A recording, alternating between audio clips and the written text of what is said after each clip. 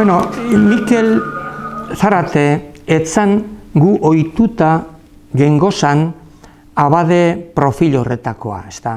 Berak konteten eban bere biziko gora berak, ezta? Bere aita kontratistea edo enpresa mundukoa ziran, orduko enpresa mundukoa, konstruzio edo lako gatoa. Orduan, bera seminariora sartu zen, ja behin gizonduta, zelan baita esateko, 18 bat urtega sartuko zen, abade ikasketak egitera, baina orduan mundu biak ezagutzen zituen, eleiz mundukoa edo seminario mundukoa, baina baita be kalekoa gizartekoa. Orduan, berak baukan hori alderdi mundano hori, gizatiar hori. Bere abade izan aurreko kontakizuna kontatzen zituen, bere lehenako nobia zein izan zen. Jokalari ez nuen esaten, baina berari erronka gustatzen jako zen. Eta derrepentean esaten eban, ni bai ez irabazi kotxe horri. Tazten zara niaketan kotxearen ondoan, eta batzuetan irabazi gainera kotxeari, ezta? Musikez. Bizi-bizi, eta orduan horrek emoten eutzan, berak erlegioa irakatzearen guri, emoten eutzan beste alegrentzi bat, beste bizitasun bat, ezta? Eta berak gero berak irakasteko eukan moduan hori postasun hori edo bizi saletasun hori transmititzen ekian, ezta? Bueno, nitzako hemen seminarioan sartzea ikasten aldaketa handia izan zen. Ordura arte nik euskera eneban ninon ikasi, etxeko euskereanekien eta besterik ez. Eta orduan, euskaldunok ginen ontzat lerro berezi bat eukien, maila bako etxeko talde bat edo bakarrik ginen. Orduan, dana erderaz ikasten zen, baina euskerazko taldekoentzat euskerea lantzen zen. Orduan, hor izan genuen irakasletako bat, bueno, nik gogoratzen doan bakarra, Mikel Zarate izan zen.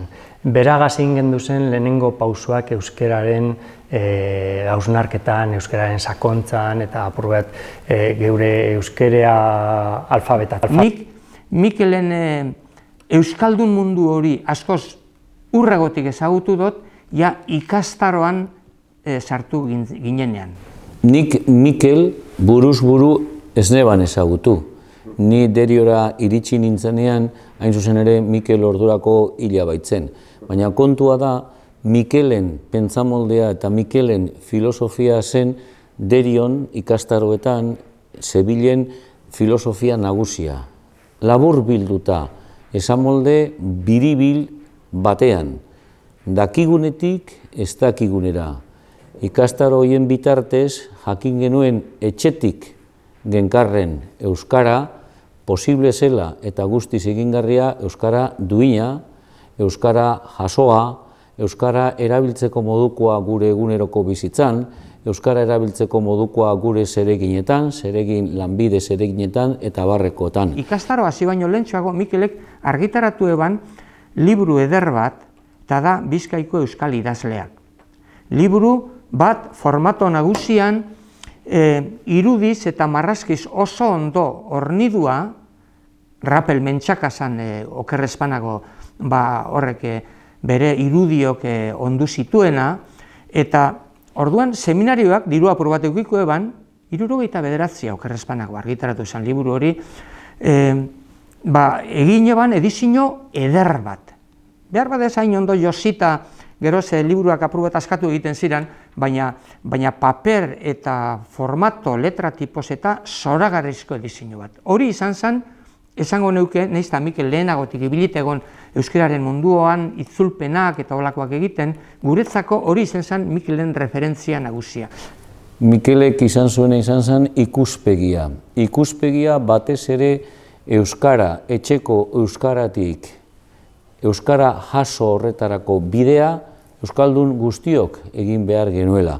Bakotxak bere jatorritik abiatuta, baina norabide berbera geneukala. Begira, nik oraindik gaur da eguna Bizkaiko euskal idazleak sarri konsultatzen dudana eta liburu hori eskura izaten dudana.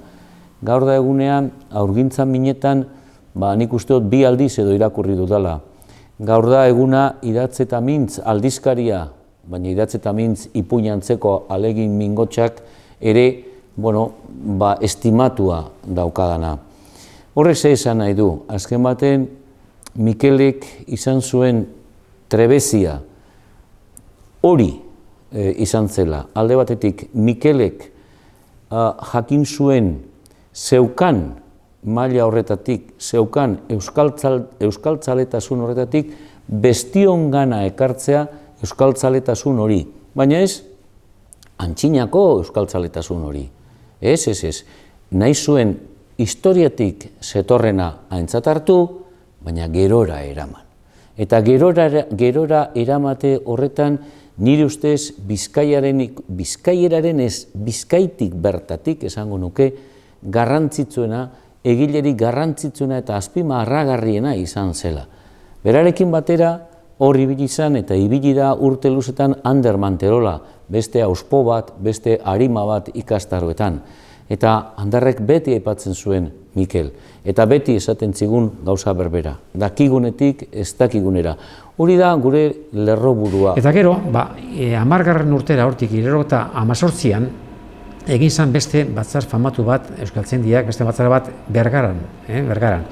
Eta hor bai hartzen dago Mikele parte eta txosten polit bat aurkezten dago Mikelek, konturatu da euskara batua berak onartzen dauala, baina ez edozein modutara. Eta hor argumentuko dago, berak herrigitako euskerak, lesama, edo bermeoa berago bai, ezta? Esaten dago, hori ezin dugula edozein modutera euskara batu bat egin, eta kontuan hartu behar direla euskalkiak eta herriaren historian zehar ekarri deuzkun altxorra. Eta berak oso polito esaten dago hor, euskara batua, hitz bi horretatik, euskara da sustantiboa eta batua da adjetiboa. Orduan, importantea da euskara jakitea. Eta orduan, euskara ez da bakarrik batuaren arreuak, euskara da askoz gehiago, eta orduan, egin behar dena da, dagoen horretatik, aberastu euskara batua. Karo, hortik egin zanera diferentzia handia dago. Horraz izan, Mikel, nik uste dut, ikastaroari lotuta bere lan didaktikoak egiten. Karo, horrek lehenengo emaitza uste dut izan zala euskal deklinabidea. Euskal deklinabidea lehenengo ziklostilen edo sistema honetan egin zen, hau da, orduko makinetan idatzi, gero kopiak atera, gero enkuadernatu, eta ikasleen artean banandu edo saldu edo egiten zana dana dalakoa. Eta gero hori liburure eroan zen, eta liburu modura atara eban okerrezpanago Leopoldo Zugaza editoreak. Hori izan zen nire ustez Mikel Zarateren lehenengo lan didaktiko importantea, izan lehenengo maila importantea. Orduan horri hasi nintzen, romanikaz, tokatu zitzaidan rebalida egitea, eta rebalidan zein ezagutuko dut, eta Mikel Zarate ezagutu nuen. Neri etzinen inork esan tesina beltzez, filosofiakoak beltzez ziala. Eta nik egin nuen gorriz. Eta, klaro, gorriz eta lodia toponimiari buruz egin nuen Nafarroko, nesen arra lagundu zian, hortan. Contar Julio Caro Baroja me decía, mire Fermín, aquí en este país, para poder hacer etnografía, hace falta tener sotana. Porque la gente se abre mucho más. Se fía, ¿no? Se fía, y le da un montón de cosas. Esto para don Luis, y le entregaba un librito o un documento en euskera. Tal. Tú vas a un sitio y no te echan agua, pues de milagro. Minkelek galdetu intzian beti, euskaldunekin hitz egiten genuen, eta esan zian, aizu, zeinena da tesina gorri haundi hori, neria, abai, zuria da? Jo, gelditu zen harrituta. Eta nire bai iruditzen zitzaidan, ni baino asko zarrago zala, momentu hartan. Ez dakit, simpatiko iritu zitzaidan, zatik gu ginen Donostitik joan dakoak, izango ginen igual 11 edo 12 bakarrik. Eta gainontzeko guztiak Bilbon ikasi zuten. Eta orduan ez gendu inor ezagutzen. Eta bueno, sikera norbaitek hitz egin digu. Yo creo que era una recogida de datos herricoias. El mundo cultural, oral, lo había recogido y lo había vertido a letras de molde y que era muy cercano. Le definiría como un recolector de formas populares de de oralidad, un poco como antes había hecho don Manuel Lecona, en donde Manuel Lecona, junto con Resurrección María de Azcue, y Barandiarán también, hacen una enorme recopilación de datos etnográficos orales, que es cultura inmaterial ahora se dice, porque ahora las cosas tienen unos nombres muy rimbombantes, pero que es muy importante. Nik kontatuko dut, gogoan dudan beste pasadizo bat. Zen Mikel beti ebilan irakurten, handikona, euskararen inguruko ea zer non topeu eta behin klasean konteozkun, eta nik gogoan daukat, ez dakit zergaiti, baina gogoan daukat. Hola, oporraldi baten joan zen Burgos aldera, mendie guztetan jakon itzel eta hortik zehar. Eta egunen baten topoi ebanan hartalde bat, eroate eban, gizon bateaz, hartzai bategaz. Eta Mikel zan modukoa, solasean hasi zan, ez dauz zalantzarik, ez? Mikelek ezin itxi halako zer bat. Eta hartzaiaz bastak zer, bere izimodua ez da lako bat, eta halo baten non dinon hartzaia, hau kabra! Eta Mikel holan zurtzinte lotu zen eta, ¿qué ha dicho? Que se esté quieta esa cabra, que se estaba escapando, no sé qué. Y dice, ¿usted ya sabe lo que ha dicho? Sí, ahogeldi cabra. ¿Y eso quiere decir que se esté quieta? Sí, ahogeldi cabra. Bera nahiko zelebra, nik gogoratzen dut, beti gote zan ezusteren bat, beti izate zan gauza barriren bat, ezintuen izten holan, ez dakit, kapaza zan lanean egintea, ez dakit, anedota moduen, ni beti gogoratzen dut hori, eta memoria askorik ez dut ez dekote, horretan, eta ariketa bat egiten itxi, eta inarra bat hartu, mili bekoki gainean, eta ibiltzea klasitiko lan, horreka mantentzen ez. Eta gero zeu pesan duzu inoiz, gitarra bateaz inoiz egiten zegoela, ez. Horretan, nahiko celebrea, ezustea, beti klasea ziren, gaur, zegaz dator. Hor, bere metodologia zeragaz, berak egindako hausnarketak, berak egindako lanak, bere liburutan argitaratutako gauzak ekartzen zituen.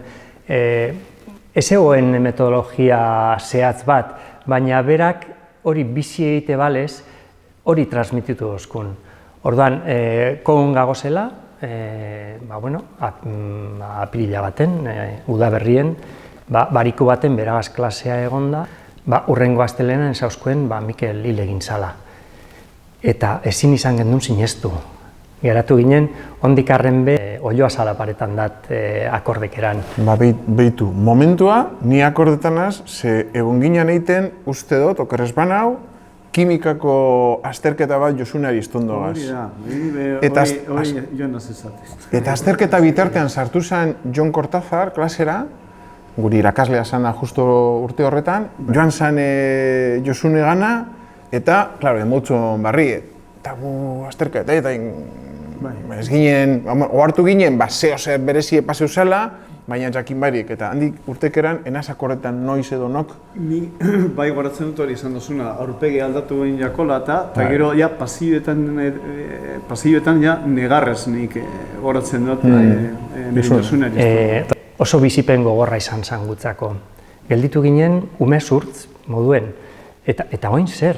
Geneukan joan behar ginela izan zan hori, ez bakarrik irakaslea, hori baino gehiago, orain egon garana komentatzen. Guretzako hau izan zen, gure dolua egiteko modu bat. Eta, ez da beste munduko ezer, baina guretzako momentu hartan oso esanguratsua izan zen. Eta zelan edo alan, gure eskerrona adierazten jontzen. Eta gero beste ataltxu baten, ipini gendu zen, berak guri dedikatoria moduan gure liburuetan edo gure kuadernotan ipinitako dedikatoriak.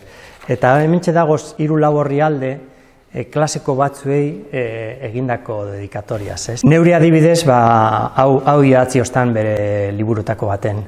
Luis Mari kantari talai, egon edonon ernai, euskera ikasteko, herria zaintzeko.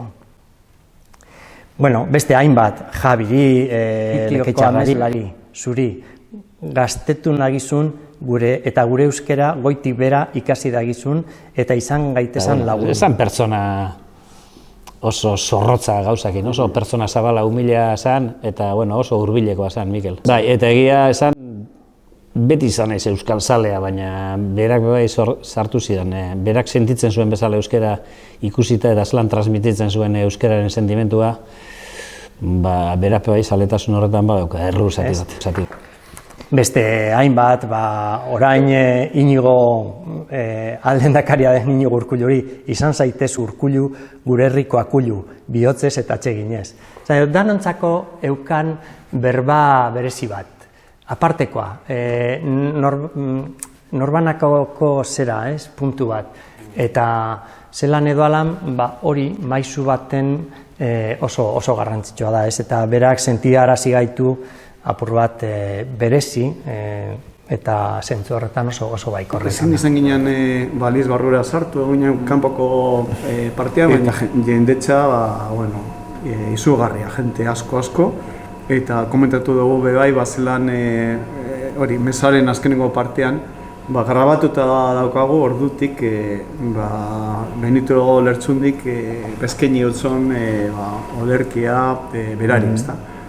Eta lehen egon gara esaten, ez? Adio, adizkide, adio sekulako, zure dizdira nahikoa ez dagogan itzalduko, agur zabateko jauna, letretako salduna, maitezen duen lur honetan aurkitu lehizula atzedena. Eta oso polita iruditu jakun, batez ere hori ez dakit, dizdira nahikoa hor dago gakoa, ez da. Horan arantzartean izan nahi dut txori kantari. Bat, bi, hiru, lau. Bat, bi, hiru, lau. Bat, bi,